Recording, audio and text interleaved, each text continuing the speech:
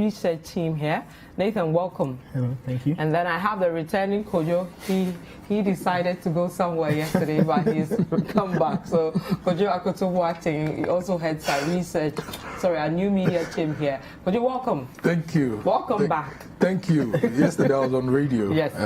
It was fun. Yes, so we also have the radio part of Voters Diaries at 1 o'clock with Abina, so you can make a date as well. Listen to radio at 1 and then come and watch us at 3. Okay, so gentlemen, yesterday we did a bit of education. We did teacher motivation, basic education, a bit of, I think, secondary education. Some secondary. We did, the final bit was on the TVET. Yes, so we got to the TVET. We got to TVET. So, we started a conversation. Also the TVET, very interesting things we're seeing around, like free TVET and a number of promises there. So we can wrap up with the TVET and start take off from the promises around TVET, and then we'll look critically at some of the issues raised under TVET. Yes. So just to wrap up, yesterday I made a point about branding or rebranding, or the need to focus heavily on TVET, and the NDC says they will brand that and make it more interesting, make it more acceptable among young people. They're also saying that they will be training more TVET teachers and encourage and provide packages for females to enroll and be retained in male-dominant vocations. So they want to make sure that women also have their space and have, a presence in that field. And also intensify practical and theoretical knowledge in technical and vocational education. So I suspect that they would want to probably facilitate a few more internships, give some of these students the chance to practicalize all the things they learn, so that their skills will be employable and very useful to us. And then they want to regularly engage stakeholders to narrow the gap between industry and training. I remember the NPP's manifesto and also the NDC's manifesto of 2016. Both parties mentioned that they wanted to draw greater linkages between TVET or technical vocational training and the industry, because of course those are the places where they will get employment. I just hope that this will be done, because if you say you want to create jobs, give people employment and take them out of poverty, they need to work. They need to find a space to work. And so this particular promise of intensifying that link or intensify the practical and theoretical knowledge and narrowing the gap between industry and training is extremely important. You cannot have people go to the technical unis, wherever, learn and not have anywhere to work. So I think it's heavily important. But we still have challenges with industry, building of industries, and it's a bit limited. And whether this realistically can happen, it has to go with providing, making the industries available first. Those are the places in which these people will work. So if you make those industries available, they are viable, they are working, and they are very functional, you are sure that if you have 2,000, 3,000 graduates coming out of technical universities every year, they have a ready place to go and work. And the more they work, it serves everybody's purpose. We develop as a country, they have some financial freedom because they will work, make money, and then the cycle goes on and on. They are taking themselves and their families out of poverty and all of that. Okay, so I think we wrap up with the TVET. If we can, or could unless you have something. The thing with TVET in this country is that sometimes when we talk about TVET, and I think it's a problem that we've seen in leadership and the government over the years, we think that TVET is just creating people for industry, and when we think industry, factories and production plants. But then the main essence of TVET is an everyday solution-driven training. For example, technical and vocational training. You're wearing a very nice dress, Vivian. When that fashion designer, who let's say has gone to the university and done graphic designing or fashion at the highest level, envisions the dress you are wearing and designs it on paper, we need a seamstress or a tailor who has gone to school, understands the curves, understands the measurements, understands the finishing, who will help and make to it put real this for the fashion designer. So that's a TVET. Now, behind you, Adabaka Police Station is building a structure, right? When the architect goes to KNUST or Central University and designs the structure, and the quantity surveyor does the estimates, you need plumbers, you need masons, you need carpenters, you need painters, you need tilers. All these are technical areas which involve measurement, cutting, finishing and everything. But we don't see that. So if you look at the structure of our system, and Nathan is a very good sports journalist, one of the best in the whole of the world. Now, you look at a football team, you have the goalkeeper, you have the defenders, you have the midfielders, and you have the strikers. Our educational system seems to be churning out only the strikers, right? So the strikers have to score the goals. But the ball has to move from the defenders to the midfielders to the strikers. Yeah. And we are not training those people, the intermediate skills people. Is it about interest or about really training? Like I said, yes, I think it's a people perception have the perception. People have this perception that people in that area are really True, you know. true. That perception. And so I don't know. That perception is there, and different factors contribute to this. Because over the years, a lot of the industries collapsed. Because when I was growing up, my older brother, he did JSS. He got 8 once, and he said he would go to KTI. Yeah. Everybody, including my uncles and everybody, Like, no. exactly my point. There's a perception that Yes. they are. You go there because Yes. you didn't do well. You're not smart. Yes. And back then, he could build simple aeroplanes and stuff with paper cards, cardboards and everything. He went to KTI. He went to Kumasi Polytechnic to go and do industrial mechanics. And then went to the Kumasi Breweries Limited, and he was an engineer there. Wow. You understand? Now, when there are opportunities, that's why the various parties are saying more industry, more. So, and they were very well paid, and everybody admired and respected those people. Yeah. But beyond that, let's also think about the everyday need that we Your have. carpenters, Look your at the plumbers. mechanics who fix our cars. You took your car to Abusokai or Sami Magazine, and it's a simple thing.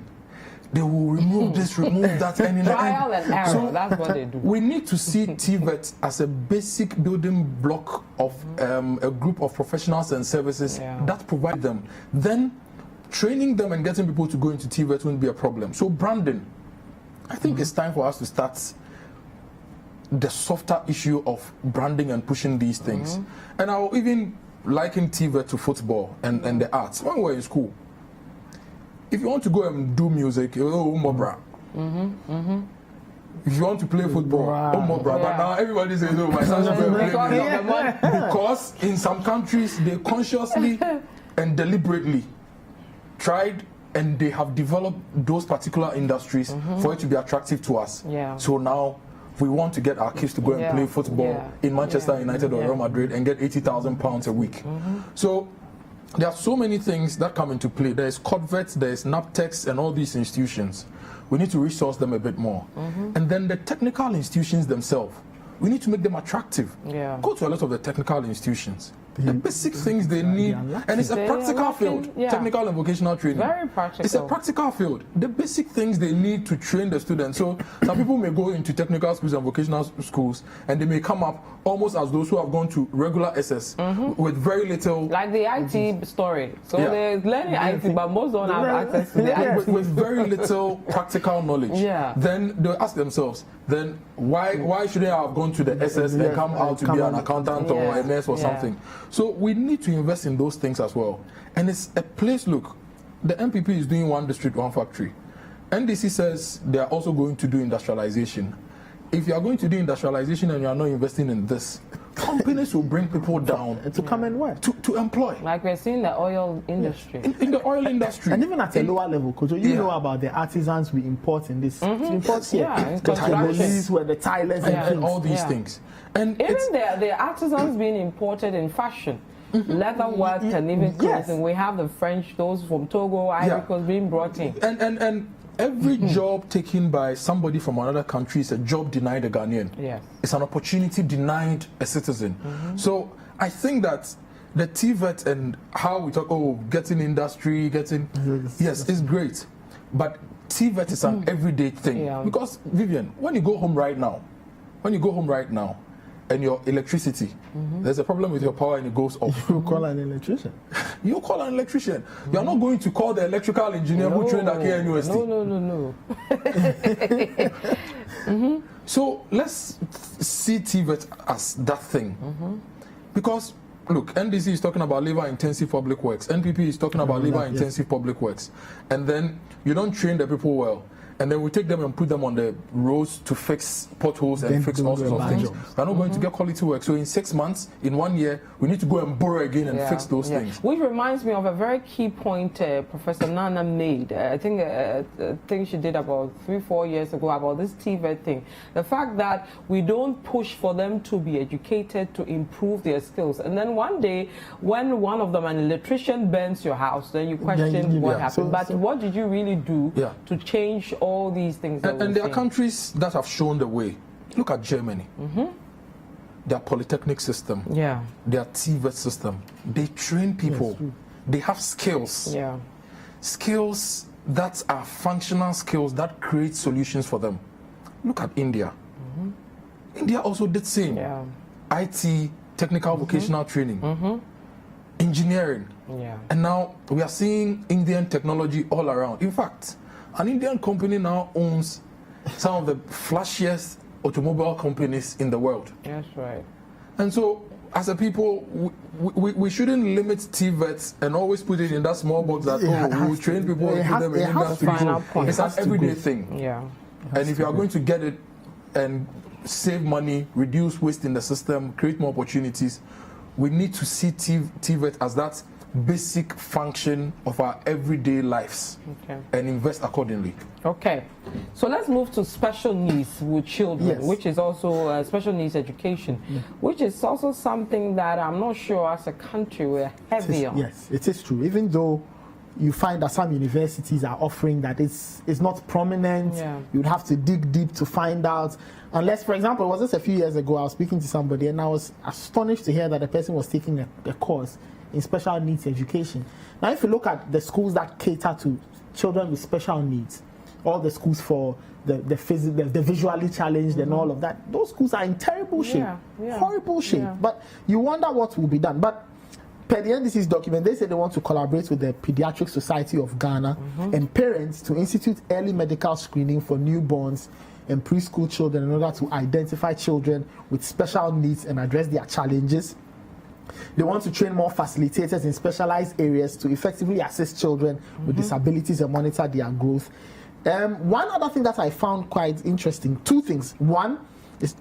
They said they were going to increase the budgetary allocation to special schools, provide affordable special needs schools, and provide tax relief for working parents with special needs children to enable them pay for 24-hour care for the children while they are at work. Now, the third thing I read, which was providing tax reliefs, I think about how that will be executed.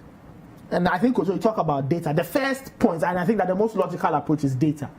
Meaning that if somebody goes to give birth, you should get data on where that person is working, the condition of the child. If the child happens to be a special needs child, then quickly you move that parent onto that special database that says that parent A, parent B has a special needs child, and we need to make sure that we find a tax relief for them. They need to pay for care 24 hours for their children. Because I feel that that's practically the only way, because if you don't have the data to find out who's giving birth, the state of their child, the kind of work they do, how then are you directing tax relief to them? What's the guarantee that the right people will be getting the tax reliefs anyway? So I think that is a very important thing. It's a great idea, but the targeting will have to be done very, very, very well. In this country, we seem to do a very bad job with targeting. We like to do a lot of general things, and we need to really, really zone in on targeting these parents, making sure they get the tax relief, because taking care of a special needs child, I mean, I've not experienced it, but from what I see on the outside,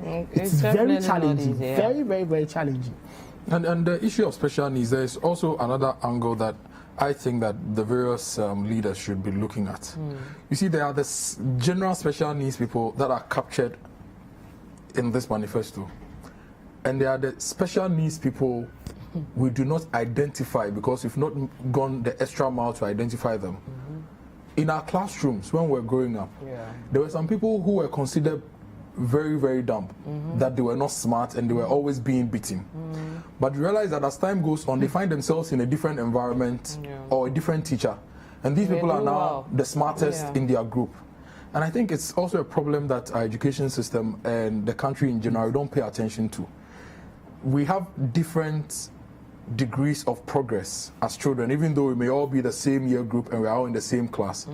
But I'm not sure we train our teachers enough and resource our schools enough to be able to pay attention to some of these students and give them the extra attention they need, or vary the teaching style a little bit, or give them the resources they need. For example, mathematics.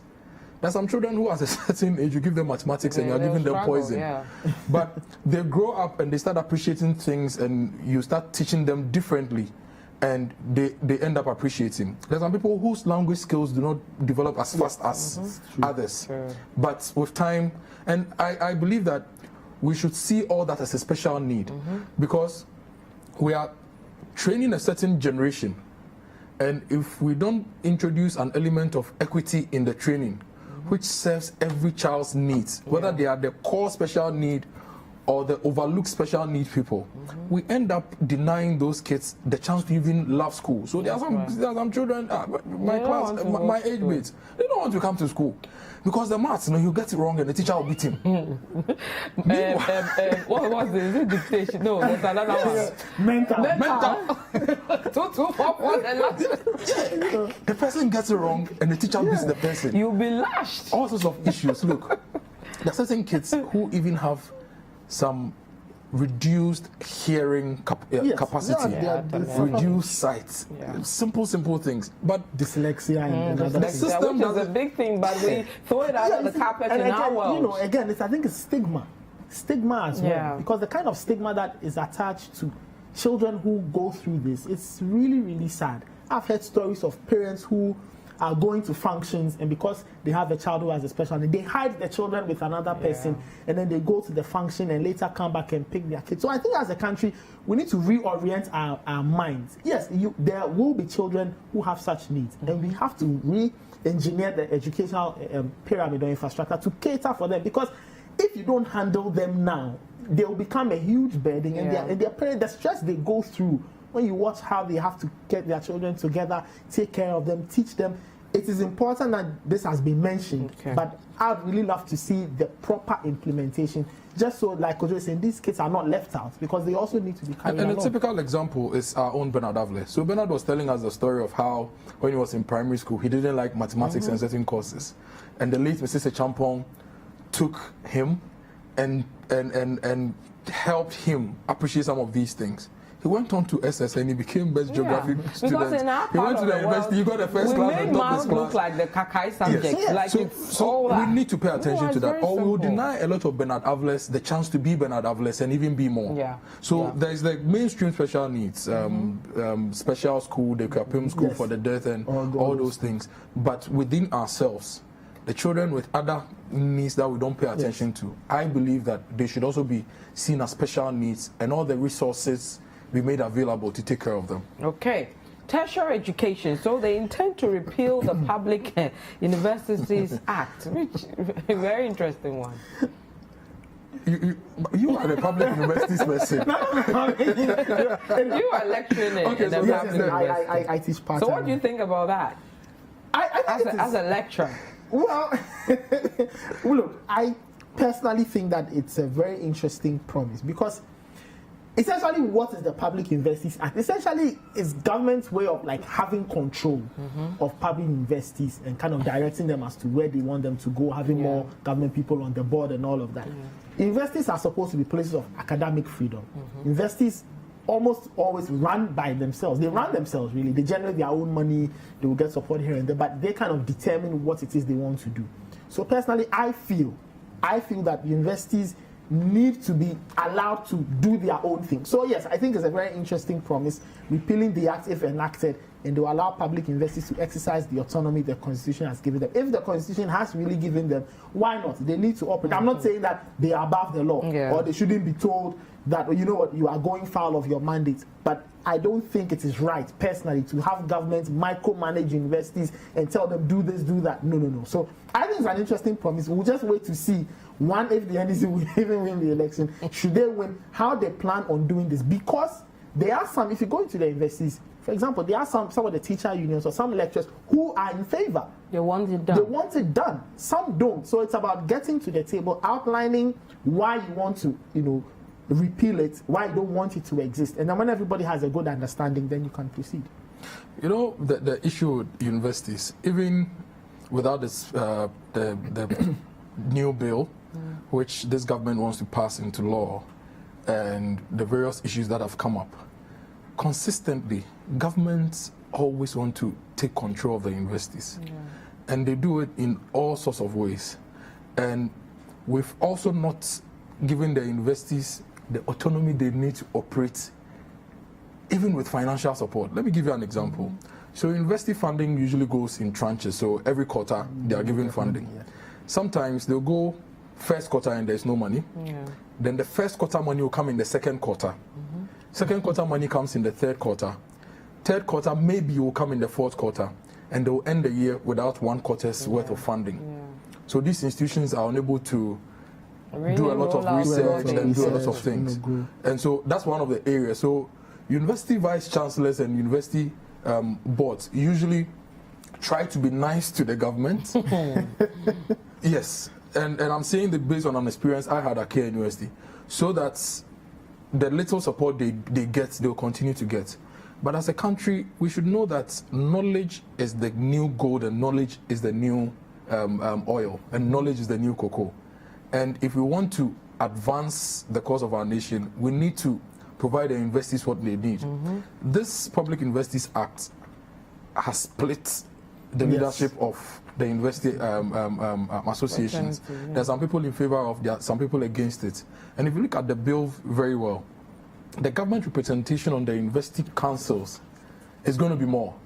And the people in academia against the bill believe that if there is more government representation, they are going to have the majority vote when they have to take a decision. And if the university, as an institution of higher learning, wants to take a decision which the government in power may not like, because they may have a majority, could vote against that decision and the government will have their way, which is a pure concern that we should all be worried about. Because, for example, if the government is doing something and academia have to stand up to the government and say, based on our research and our knowledge and everything, this thing the government is doing is wrong. Academia may not be able to say it because they may be under duress, because the control. Yes. And the government also wants to have a say, because the government says we are the managers of the country and the economy, and we should also be able to direct where the universities are what they are doing to help our plans in developing the country. We need to sit down, the various parties need to sit down, the whole country, in fact, should sit down and look at this, because every other nation which is bigger than us and doing better than us is doing better than us because one of the key things they've invested in is knowledge, skill set. And that's the knowledge and the skill set they are using as a bargaining chip for a lot of the things we get from them. For example, why are we going to China for loans? They've trained enough engineers and they've been able to create a lot of industry, Sinotrack, making all sorts of things, and we are going to them because they have the resources, and the resources were generated out of knowledge. Why do we go to the US for this or that? Why do we go to South Korea for this or that? So we really need to ensure that we don't play with the universities as well. Once we shore up the gains in TVET, we need to ensure that at the tertiary level as well, we have universities and institutions that can go head to head with their contemporaries around the world. For example, Johns Hopkins University. It's been run and built such that the amount of money the university gets, that university alone, is more than our education and our health budget combined. Right? An institution, an university alone, is changing a whole state and a whole city. We've seen how the universities have changed where we've situated them. So Kumasi got a boost with K University, Legon boosted Accra, Cape Coast University changed the way the city was. UNE is changing Sunyane, UEW, in all the various. So universities are catalysts for growth. And whatever we do with the university affects the country as well. So the government should really sit down with the various parties involved. And the NDC should also not just say that we are going to abolish the Public Universities Act if it's passed when we come into office, or drop the bill if it's not passed. The main thing is also resourcing the universities and giving them the financial wherewithal to do the things that other universities are doing, such that when it comes to production, the universities are leading research, research that will power local production, local production which will power local job creation which will put money in our pockets which will make our lives better. Okay. I think that's what we should aspire to do. Okay, interesting one. Okay. 50, this one is interesting. Yesterday I quizzed the Honorable Kojo of Quao on how they intend to do this, paying fees of tertiary students absorbing across the country, 50% for the year 2021. They don't even have the numbers yet, but they feel they can do it. Your thoughts on that? Well, it's because of the COVID pandemic. It's a numbers game. So they'll have to know how many people are going to school in the 2020-2021 academic year. Let's not forget, in that year alone, there will be continuing students. There will be freshers who are coming from the free SHS, and a lot of them are coming through.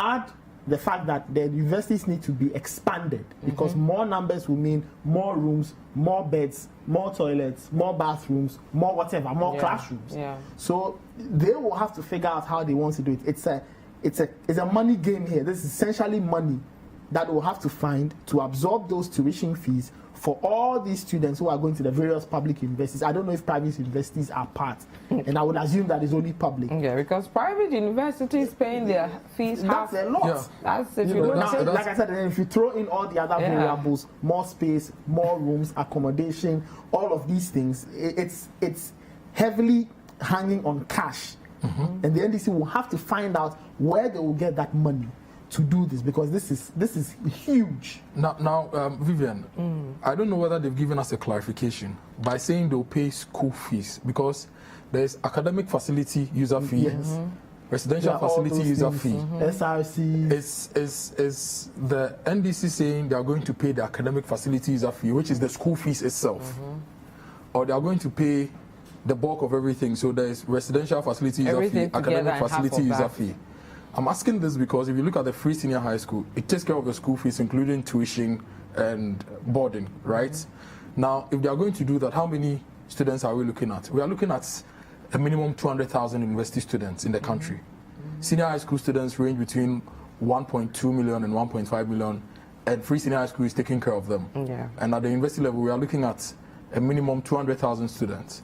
Now, at the postgraduate level, you are paying school fees around 10,000 Ghana cedis. Yeah. Let's just put it round figure. Yeah. At the undergraduate level, you may be paying like 6,000 Ghana cedis. So, is the NDC ready to bear this cost? From what they've said, they look like they are ready to bear this cost. But it's just the academic facility user fee, or they are going to pay the residential facility user fee. And if they are going to pay that, where is the money going to come from as well? I think those things are key things we should ask, because now every party is promising things. And we're also looking at our national debt, we are looking at our GDP, and we're looking at the government's revenue collection capacity and how much we collect. And we're also looking at what situation we are in with COVID. So COVID has dropped production, revenues are dropping, and we are promising new things going into 2020.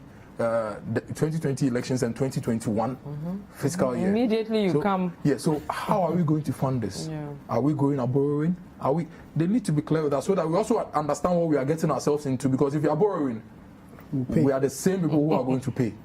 And if it's academic facility, the NDC is going to pay. I think it would be fair to clarify all those things, so that people who intend to vote for them based on that will know what they are getting, and not to vote for it and then later you know that kind of thing. Yeah. Okay. We'll move to more points on the tertiary, but let me take a few messages and then go to the funding proper.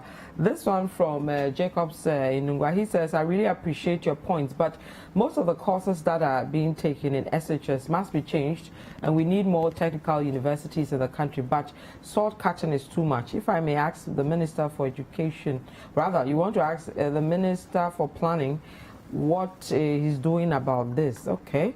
Musa from Bolga says, I just don't understand why COEs and NTC are always looked at.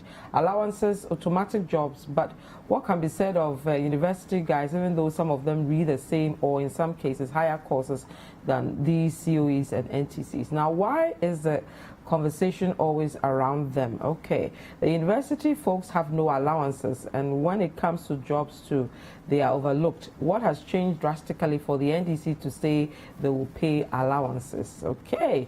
And then Babamo from Tamale says, at first the NDC didn't believe free SHS, but today they claim that when Ghanaians give them the nod, they will extend it to private schools, which we can't trust them anymore, you say. Okay, interesting comments from you guys. Okay, so I think we wrap up with the tertiary education.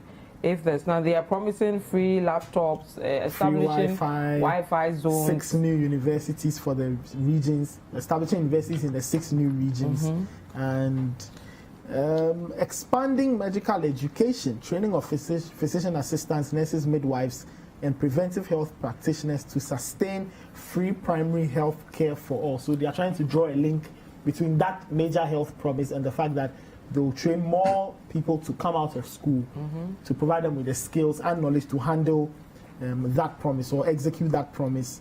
And then provide free tertiary education for persons with disabilities. Okay. That's also quite interesting. And also operationalize the research fund. On top of all of that, they say, yes, our dear research fund. You know the book and research allowance. Yes. Yeah, the lecturers. Operationalize the National Research Fund.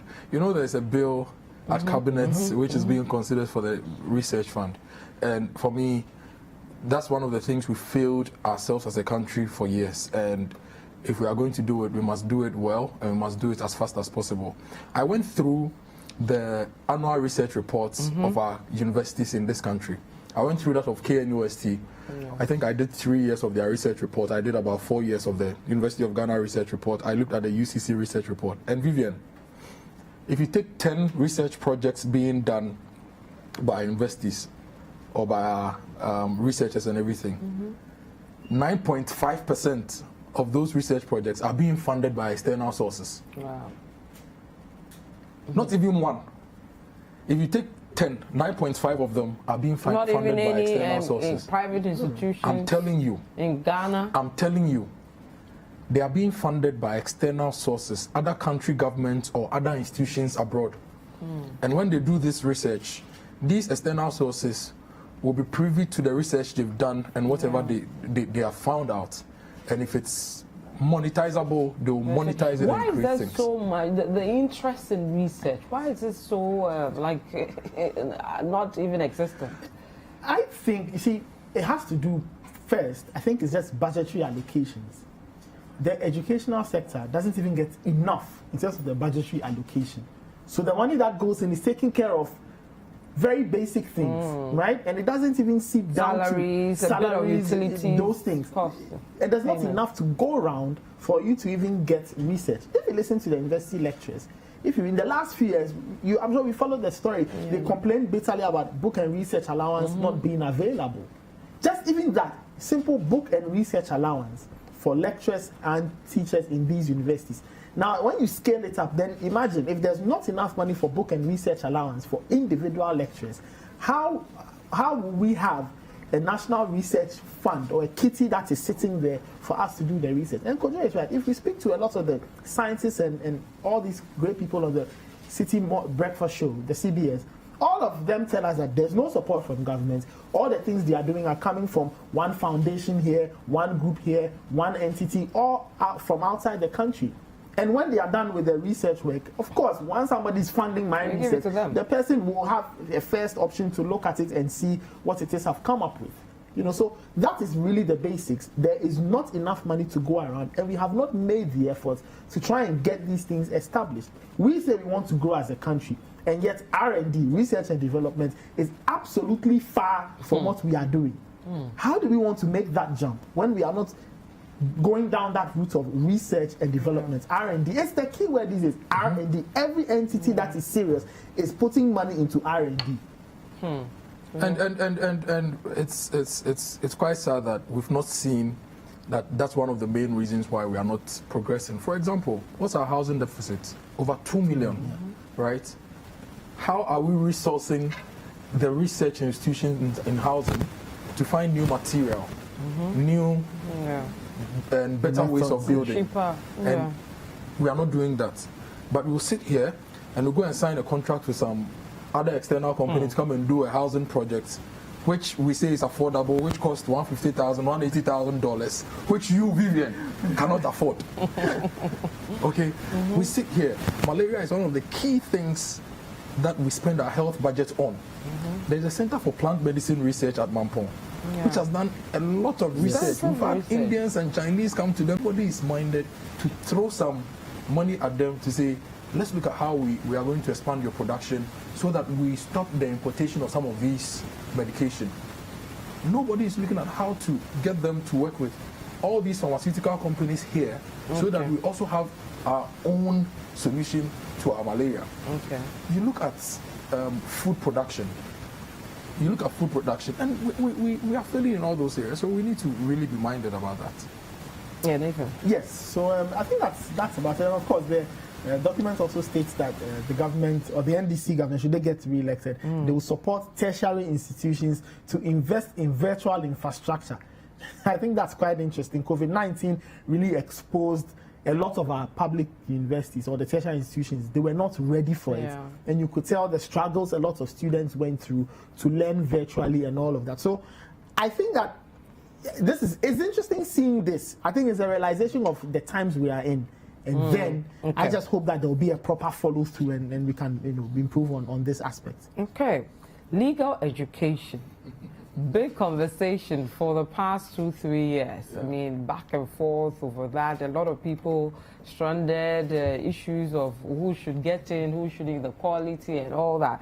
Now, they have about 3 lines on legal education as well. So, Nathan, you run us through and let's look at what they intend to do with legal education. So, the first one says the NDC government wants to vigorously reform and expand access to professional legal education and provide opportunities for all qualified LLB holders. All qualified. Emphasis on all and qualified LLB holders by granting accreditation to certified law faculties to undertake the professional law qualification course. Now, this is really at the heart of all the wahala surrounding legal education. The fact that the Ghana Law School at Makola is the only place where you can go and read the professional course.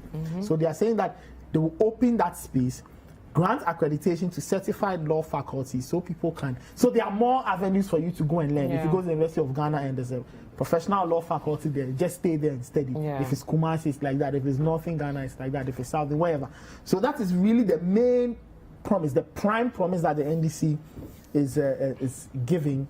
And also they plan to review the Legal Profession Act in consultation with stakeholders and establish a council for legal education and training to accredit certified law faculties to run the professional law course subject to the oversight supervision of the council and establish a faculty of law in the northern region to serve the northern sector. I find this really interesting. Now, you know that when you go through the news and you hear and you listen to cases that are being handled by lawyers, you find that there's a good number of lawyers who come from this part of the country. And all of them have to come down to come and study. So if you open a faculty of law there, I think it saves them the journey. You are increasing law, that space, that you are like strengthening it in that part of the country. They don't have to travel. You are keeping that then. I think they will thrive. Then when you have more lawyers in that part of the country, you can attend to some of the problems. Child marriage, which old women being accused of witches, they're getting killed. All of these things are things that can be solved if you have a thriving legal regime, of course, all over the country. But if you have a lot more lawyers being produced and being stationed there, then you can deal with a bigger problem. Just not only producing lawyers, but by extension, you are trying to fight some of the things that afflict the people there. And you see a lot of consultation trends running through this. Review the Legal Profession Act in consultation with stakeholders. Establish a council for legal education and training to accredit certified law faculties to run the professional law course subject to the oversight supervision of the council, and establish a faculty of law in the northern region to serve the northern sector. On the citynewsroom.com, if you look at one of the groups that have been boycotting or having issues every year, it's law those students in the legal fraternity, law students. How Makola is so difficult to get in and how it's so difficult even once you get in. If you don't live in Accra, if you don't, then you have to move all the way. Now, Vivian, imagine you go to UCC to do nursing, right? And you have to come to Accra to come and do a professional program in nursing before you get to practice. Then you go to UEW, Navrongo, or whichever campus. You go. UDS, you go. And everybody has to come to one place. All the way. I don't think that's a good structure that we need to run for any professional training in the country. Except when that particular area requires just a few people, like a handful, maybe 10, 20, 30 people to be trained every year. And it doesn't make economic sense to place training centers all around because of cost of infrastructure, cost of staff, cost of services. You need to expand. And I think that we've been too late in seeing to the expansion of legal training and related matters. Let's look at political science students. Then you go and do political science in Legon or KNUST. You have to go to Tamale to go and do a professional course in political before you get to practice. I don't think we've been fair to law students over the years. And I like the idea of decentralizing the training so that institutions accredited and supervised by an examination body can do same. If you want to reduce this to the level of SSC or WASI, everybody is writing in their accredited institutions. If your secondary school or senior high school is an accredited exam center, you can write there. But it's being overseen by a WAEC, with the government side work being done by GES. Decentralized, easy, accessible for people. And I think that's the way to go when it comes to any form of training, which requires that we train a lot of people. And if you look at the number of lawyers we have in the country, it's woefully inadequate. Lawyer population ratio is woefully inadequate. So if you are going to do that, we must do it. But we must do it well. What we've seen over the years is standards. We have intentions, but we don't execute. So we've said it's, and the execution also brings about a lot of problems. So if it's something we want to do, we must do it and do it well to serve the country. Okay. Cash matters. Student loans. Student loans. I think when we're looking at the highlights, when we started looking at the manifesto, one of the things we looked at was the student loan matter and the fact that they want to abolish this guarantor system and use the ID card to track people to pay and all that. And that appears to be popping in both major parties' manifesto. Both parties have mentioned it clearly. Virtually the same thing. They want to take out the guarantor. And of course, this will excite those who are in school and do not have the means of supporting themselves. So, of course, that's why the loan trust fund was set up. However, the problem with this, like we've established over the years, has been trying to find a guarantor, because the guarantor is of a special kind. They must work in a public space. They need to have conditions are quite. Let me give you the conditions. Yes, please do. Must be a Ghanaian. Must be an active contributor to SNIT, must have contributed to SNIT for at least 36 months or 3 years, must not be more than 53 years old, must not have guaranteed for more than one person already. Parents can, however, guarantee for their children. Now, if you look at SNIT, they have just about, if my figures are right, let's say 1 million to 1.2 contributors. That's number one. Now, that's the SNIT contributor angle. Now, the religious body must be a member of a recognized national religious body. There must be evidence of the institution's decision to guarantee. So let's say if you go to Christian Council or Presbyterian, if you go to Kojo Anointed Church, I should be ready. Now, there must, on the MMDA level, there must be evidence of resolution by the assembly to guarantee student loans. So if you are not going through the SNIT or the religious and you are going to your assembly, and signatories must include the chief executive. And corporate bodies, a company must be a member of the Ghana Club 100 or listed on the stock exchange at the time of guarantee. And that's a lot of people cleared it. There must be a board resolution authorizing the guarantee, and 2 signatories are required and should be at least a senior management position. See? So that's presented. Look, I never took a student loan because at the time we were applying for student loans, I didn't have a guarantor. I did. I used my relatives. I didn't have. By the time I was almost done, I remember when I was done, and I went to London to, my dad used to come, hey, go and pay your uncles and your aunties. Don't come and cause problems for anybody here. And then I was like, I'm now working. Then he decided to. I didn't have a guarantor, and I was only lucky that Dr. Datsun stepped in to pay my school fees, or I would not have had tertiary education.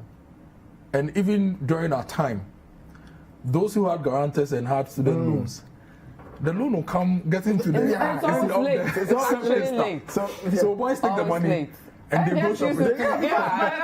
You are done with the school program. So you don't need it. If we are going to do this, we must do it well. Well, the NDC says they will make resource the student loan trust fund to make timely and adequate payments to students. Even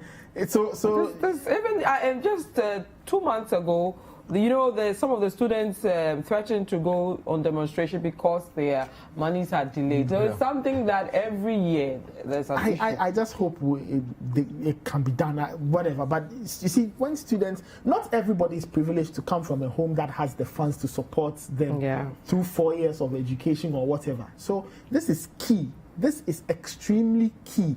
And I just hope that by eliminating the guarantor, there's still a way of tracking. Of course, if the person is mandated to have a national ID, it means that their data should be in the system. So it goes back to the grand point of data. The data should work, and you should have easy access to the data. That if you guarantee for me, we should be able to check your record. Where do you live? Where do you work? All of that. So if there's an issue, we can find you, and then by extension, you can find the person who is owed. Because I think that is also the biggest challenge. People default in the loans. Years later, their names and pictures are appearing in the daily graphic. Come and pay your loan. Come and pay your loan. And I think the sweet thing about this whole thing for me is the monetization, the digitization drive.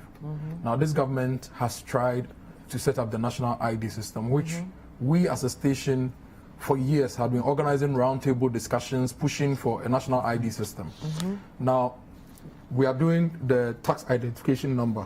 So you have your unique national ID number, you have your tax identification number, which you use to register for almost everything. If you are getting a bank account, it's there.